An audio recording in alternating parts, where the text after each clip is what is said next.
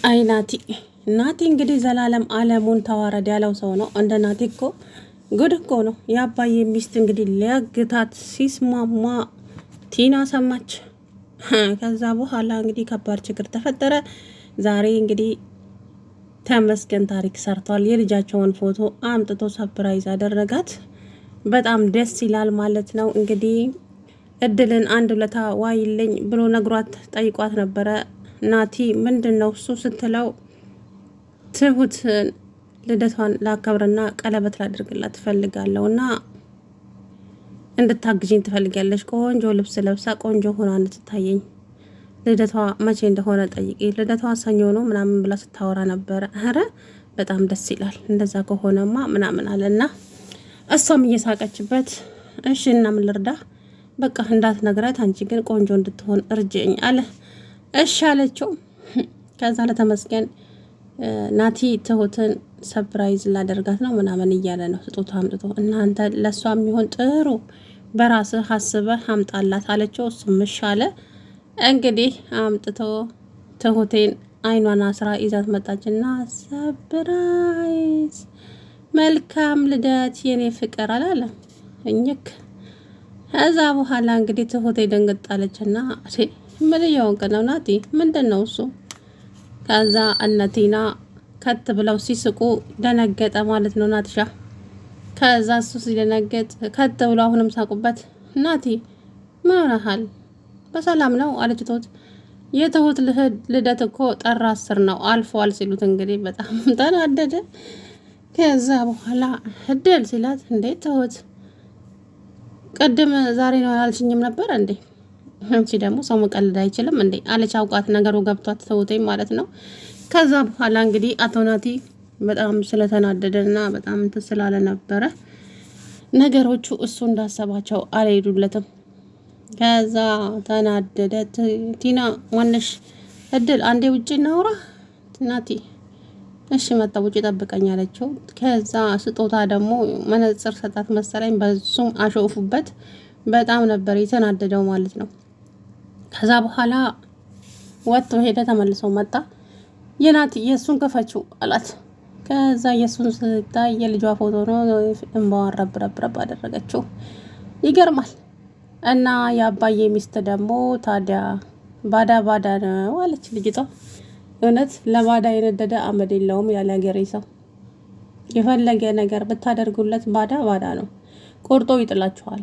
የእውነት ነው የምላችሁ። ስጋችሁ ግን መቼም ቆርጦ ሊጥላችሁ አይችልም። እና የአባዬ ሚስት እኔ እንደጠረጠርኳት አይነት ሰው ሆና ቁጭ ብላለች። ሳታስታውስ ራሱ ኃይለኛ ነበረች። ጭራሻውን ዛሬ አስታውሻለሁ ብላ አሽቃበጠችባቸው ማለት ነው። እና እድል የድሮ ታሪኬ ውስጥ ባለመኖሯ በጣም አዝኛለሁ። ስለዚህ አሁን እዚህ ህይወቴ ውስጥ ብትኖርም ባትኖርም ለኔ ምንም አይደለም። ምክንያቱም እንደ ድሮ ፍቅር ላልሰጣት እችላለሁ ማለት ፍቅሬ ይቀንስባታል እና እንደ ድሮም እንደ እናትና ልጅ ልንሆን አልችልም። ምክንያቱም ባዳ ስለሆነች አያቸው። ይሄ ሁሉ ጉር ታዲያ እድልዬ በር ስር ቆማ እያዳመጠች ነበር። እንዴ ታዲያ ምነው ማዘር እድል እኮ ጥሩ ሰው ናት። እሷም ደግሞ ፈጣሪ ካለ ቤተሰቦቿን ታገኛለች። ስለዚህ አይጨነቁ እና እኔ ማስታወስ ስጀምር ሁሉንም ነገር እጠላለሁ ልትይ ነው እንዴ ማዘር አለች ትሁቴ። አዎ አለች በግልጽ። ሴትይቱ አይለኛ ናት በነገራችን ላይ። እና እንግዲህ አይደሃ አሳዘነችኝ እድል። ወይኔ በክፉ ቀን አብራት እንደዛችበት ጥቁር ምትብላ ዛሬ ግን አስታወስኩ ብላ አገርን ልግዛ ብላለች ሴትይቱ ማለት ነው። ከዛም እድል እንግዲህ በጣም አዘነች። የእውነት አስለቀሰችኝ እድል ማለት ነው። እና ከባድ ነው ስሜቱ። በሷ ቦታ ቢሆንና ቢታሰብ ይከብዳል። ብዙ ነገር ሆና አብራት ኖራ ዛሬ ግን እናም ልጅቷ እንግዲህ ደብዳቤ ግጥግጥ አድርጋ ጽፋ አስቀምጣ እንግዲህ ሄዳለች ማለት ነው። ያው ዜጂ መስራት አለብኝ ህይወቴን መለወጥ አለብኝ ብላለች። ከዚህ በኋላ እሷን ተንከባከቢያት በደንብ ማስታወስ እስከምትችል ድረስ አለቻት ትሁትን ማለት ነው። ትሁቴም እኔ እዚህ ቤት አልቆይም አባዬ እስከሚመጣ ብቻ አደራይን ተወጥቼ ሄዳለሁ ብላለች። እና ታዲያ አቶ ናቲ ምን አለ? አቶ ናቲ ቲናን በር ላይ ያገኛትና እኔና አንቺ ለምን ተደጋግፈን አንጠቃቀምም? በምን እባክህ። በነገራችን ላይ ቲና መቼም አባዬን እንደማትገዳው ቃል ገብታለታለች ማለት ነው መቼም። ስለዚህ በምን ስትል ያው እያዳመጠች ነበረ እንትና ማለት ነው እድል። ከዛ ሴትዮዋ እንደው ማስታወስ አትችል። ታዲያ ለምን እኛ አጃጅለናት ይሄንን ቤት አንሸጠውም አላት አይደል? እንደዛ ይቻላል እንዴ? ለማንኛውም ደውልልሃለሁ አለችው። ከዛ በኋላ እድል ቲናን ጠበቀቻትና ቲና ይቅርታ ግን ምንድን ነው እድል ተናገሪ ችግር የለውም ስትላት ናቲ የውልሽ እድል ናቲን በፍጹም እንዳታምኙ፣ በፍጹም ሊያታልልሽ ይችላል፣ በአፉ ሊደልልሽ ይችላል። ናቲ እንደምታስቢው አይነት ሰው አይደለም፣ በጣም መጥፎ ሰው ነው። እውነቴን ነው የምልሽ። ያ ማለት እኔ ጥሩ ሰው ነኝ ማለት አይደለም፣ ግን በጣም እሱ የሚልሽን በሙሉ እንዳታምኙ፣ ይሄን ያህል ከዛም በላይ በፍጹም የሚታመን ሰው አይደለም፣ ተጠንቀቂው አለቻት ማለት ነው። እና ወደ ቤት ስትገባ ቆይ አንቺኛዋ ደግሞ ታዲያ ከማድማነሽ ብላ ግራ ተጋባች ልጅቷ ማለት ነው። እድል እንግዲህ ሰው ቤት ገባና ቤተሰቦቼንም አፈላልጋለሁ ግን አልፈልጋቸውም እያለች ነው ግዴታ። ከዛም እሷም እኮ ቤተሰቦቿን ታገኛለች ፈጣሪ ካለ ስትላት ትሁቴ እሷም እኮ ቤተሰቦቿን ስታገኝ ትቀየራለች፣ አመሏ ይበላሻል። ስለዚህ ልክ እኔ እንደተቀየርኩት ማለት ነው ስትል ትሁቴ ሴትዮዋን ከግር እስከ ራሷ ነው ያየቻት። በእውነቱ ነው የምላችሁና እንኳን ትሁት እኔ ራሴ በጣም ነው ያናደደችኝ ሴትዮ ማለት ነው። መርዝ ናት በነገራችን ላይ። አሁን ሙሉ ለሙሉ ካስታወሰች አመሏ የከፋ ነው የሚሆነው። ትሁት ለደቂቃ እዛ ቤት ውስጥ አትቀመጥም። አሁን አቶ ናቲ ሴትዮዋ አሁን ታጃጅላቸዋለች። እነቱ ታውቀዋል ማስታወሷል። ናቲ ግን አላስታወሰችም ብሎ እንደ በፊቱ ጉድ ታደርገዋለች ብዬ ነው ማስበው ማለት ነው። ናቲ በዚህም ቢል በዛም ቢል አንድም ነገር ሊሳካለት አልቻለም። ክፉ ነገር ግን እንደማይሳካ በናቲ አይቼዋለሁ። የምሬን ነው የምላችሁ። ክፉ ለሱ አባዬ በጣም መልካም ሰው ነበረ፣ በጣም ጥሩ ሰው።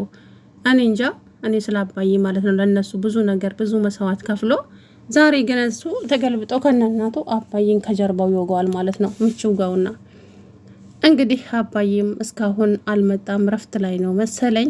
ሲመጣ እንግዲህ ምን አይነት ነገር ይዞ እንደሚመጣ ምንም እናውቀው ጉዳይ የለም ማለት ነው። ግን የናቲ ጉዳይ እውነቴን ነው የምላቸው በጣም ነው ያስገረመኝ ሳስበው ማለት ነው። በጣም እንጃ አይ ሰው ልጅ በዚህ ልክ ክፋት ግን ለምን ያስፈልጋል?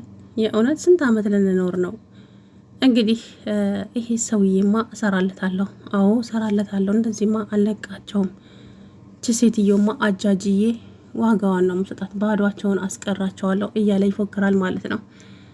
ይሄም ደግሞ መቼም ሊሳካለት አይችልም። ተመስገን ሴትዮ በማስታወሷ በጣም ደስ ብሎታል። ናቲ ደግሞ ገና አልሰማም። አስታወሷን ሲሰማ በጣም ነው የሚከፋው ማለት ነው። ምክንያቱም ሁሉንም ነገር ልታውቅ ቻለች ማለት ነው። እና እድልዬ አሳዝናኛለች። ከትሁቴ ጋር ደግሞ ጥሩ እህታማቾች ሆነዋል። ብቻ እንጃ እንግዲህ ምስኪን ወስኛለሁ፣ ከዚህ በኋላ ምንም ማድረግ አልችልም ብላለች። ቲና ደግሞ አንዱን እያጃጃለች ነው። ቲና ሀብታም ነኝ፣ ምንም አይነት ልጅ የለኝም፣ ባልም የለኝም፣ ገንዘቤ ሀብቴ በቃ ሙሉ ነው፣ ግን ምን ዋጋ አለው ሰው የለኝም ምናምን አለች። እና ገንዘብ በእሷ ቤት ገንዘቧን ሊበላ እንግዲህ አንድ ሰው ጠጋላት። እሷ አይነ ስውር መስላ እየሰራች ነው። ታዲያ እሷ በከፊሉ ከሱ ላይ ብሯን ጥብ እያደረገች ነው። ከዛ በኋላ የኔ ቆንጆ የኔ ህይወት አንቺ እኮ ለኔ ሁሉ ነገር ነሽ እያለ ጃጅላታል። ከዛ እህቱን ጠራና አሁን ያላትን ንብረት በሙሉ አንዴ ትፈርምልኝ እንጂ አውጭቼ ነው የምጥላት አላለም አደል? ልትበላ እኔ ካንተ የባስቆ አጭቤ መሆኔን አላወቅም መሰለኝ እያለች ቲና እንግዲህ እንትን እያለች ነበረ። ከዛ በኋላ ሮጣ ወደ ቤት ስትመጣ እንዴ ቲና ምን ሆነሻል ስትላት ትሁቴ ዛሬማ ከጉዳ መለጥኩልሽ እኮ እያለች እስኪ ለእድል ስራ ፈልጊላት፣ ስራ የለም እዚህ ተረጋግተሽ ቁጭ በይ፣ ደግሞ ሌላ ነገር እንዳታሶሪ አለችና ተቆጠበች ማለት ነው ቶሎ ብላ። ታዲያ ቲና ምን እየሰራች ነው? ምንድነው የሚባለው አላውቅም ስሙን ይቅርታ። ለማንኛውም እንግዲህ እንደዛ አይነት ስራ እየሰራች ነው ማለት ነው። ዛሬ ናቲ በህይወቱ በጣም የተንጨረጨረበት ነው። ዛሬማ 10-15 ሽበት ይወጣል አናቱ ላይ ማለት ነው። በጣም ነው የተናደደው። በተለይ ተመስገን ሲያቅፋት በቃ እርርድብን ነበር ያለው። ምክንያቱም የልጇን ፎቶ አሳጥቦ ቆንጆ አድርጎ አመጣላት። በጣም ተደሰተች፣ እንባዋ ተረገፈ። ደስ አላቸው ቲናና እድል። ናቲ ግን አይኑ በርበሬ ነው የመሰለው። እናም ያባዬን ሚስት እንግዲህ ያግታታል ማለት ነው ናቲ። ምክንያቱም ቤቱን ትሸጫለሽ፣ ገንዘቡን ለኔ ታመጫለሽ፣ አለበለዛ እዚሁ ጋር ትሞቻለሽ ብሎ ያሰቃያታል። ያንን ነገር ነው አሁን ላይ እያስበ ያለው ማለት ነው። ደግሞ እኮ ሰው ላይ ያወራና ወደዛ ዞርና ድንቢጥ እንከፍ ኮተት የሚለው ነገር በጣም ነው የሚገርመኝ ማለት ነው። አይ ናቲ የእውነቴን ነው የምላችሁ በጣም የሚያስቀኝና እንግዲህ ዞሮ ትሁቴና ተመስገን እየተጠጋጉ ነው ማለት ነው። ደስ ይላል እንግዲህ ደስ ይላል። ይሄም ደግሞ በእድል ነው የሆነው። እድል ተመስገን ላይ ትኩረት አድርጊ ብላታለች፣ ቲናም ብላታለች። በነገራችን ላይ ናቲ የማይሆነ ሻጭ በርባሪ ሰው ነው። ትሁቴ ተመስገንን ጠበቅ አድርገሽ ሻዡ ብላታለች ማለት ነው። ስለዚህ እሷም ደግሞ የናቲን አስመሳይነት ብዙ ነገር ስታይ አሁን ላይ ወደ ተመስገን እየሆነች ነው ማለት ነው። ናቲ እንግዲህ ያኔ ሃፒ በርዝዴይ የኔ ፍቅር ያለ ጊዜ በሱ ቤት በቃ ልደቷ ነው እና ሲስቁበትና ዛሬ እኮ ልደቴ አይደለም ምናምን ስትል በጣም ተናዶ ወጣ። ከዛ በኋላ በሱ ቤት እንግዲህ ትሁት እንደ ድሮ ተከትላ ናቲ ናቲ እያለች የምትከተለው መስሎት እንደዛ አስቦ ነበረ። እሷ ግን አልተከተለችው። ውጪ ተናፍሶ መጣና እኔ ስጦታ ገዝቼልሻለሁ ሲል ተመስገን እንዴ አንተ ደግሞ ልደቴ አይደለም ገዝ ዝም ብዬ ደስ ስላለኝ ነው አላት። ከዛ በኋላ ሰጣት ማለት ነው ስጦታውን ከሰጣት በኋላ የኔን ፍጩ መጀመሪያ የኔኒው መጀመሪያ አላቱ ናቲ እሺ ብላ የሱስ ታወልቅ መነጽር ነው መሰለኝ አልታየንም በደንብ። በጣም ሳቁበት፣ ክትክት ብለው ሳቁበት። በጣም ተናደደ። እንግዲህ ኤሌክትሪክ ሊጨብጥ ምንም አልቀረውም ነበረ ማለት ነው። ከዛ በኋላ ናቲ ማነው የተመስገን ሲከፈት የልጇ ፎቶ ሆኖ ተገኘ። እንግዲህ እንባዋን አንጠባጠበችው። እንግዲህ ትሁቴ ምንም ደስ ይላል ብቻ። ሰላም ውድና የተከበራችሁ የቻናሌ ቤተሰቦች እንዴት ናችሁ? አላሁ ደህና ነኝ። እንግዲህ ትሁቴ